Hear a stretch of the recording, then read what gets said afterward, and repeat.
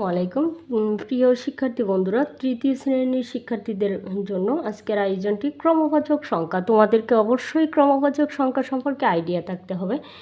দেখো 14 পৃষ্ঠায় তোমাদের ক্রমবাচক সংখ্যা আছে, যেগুলি আছে সেগুলি তোমাদেরকে শিখতে হবে। কিভাবে শিখতে হবে আমরা খাতা কলমে দেখে নিই। শুধু তৃতীয় শ্রেণীর জন্য না, এটা হচ্ছে প্রতিটা শ্রেণীর জন্যই ক্রমবাচক সংখ্যাটা প্রযোজ্য আমি মনে করি। দেখো, ক্রমবাচক সংখ্যা প্রথম একম, দ্বিতীয় 2 29, তৃতীয় 3 29, লাস্টের যে সংখ্যাটি থাকবে একটা সংখ্যা দ্বারা লাস্টের যে অক্ষরটি থাকবে সেটা দ্বারা নির্ণয় করা হয়। চতুর্থ 4 তয়রে, পঞ্চম 5 ম, ষষ্ঠ 6 মদিনার সংযুক্ত ঠ।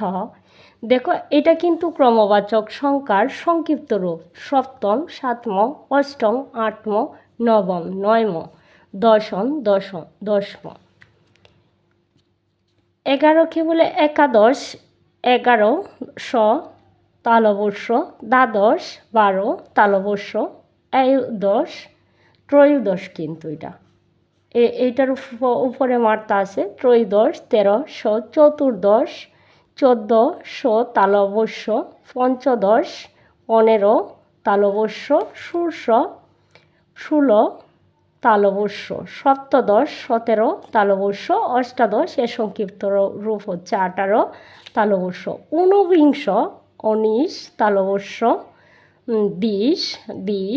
বিংশ 20 তালবর্ষ।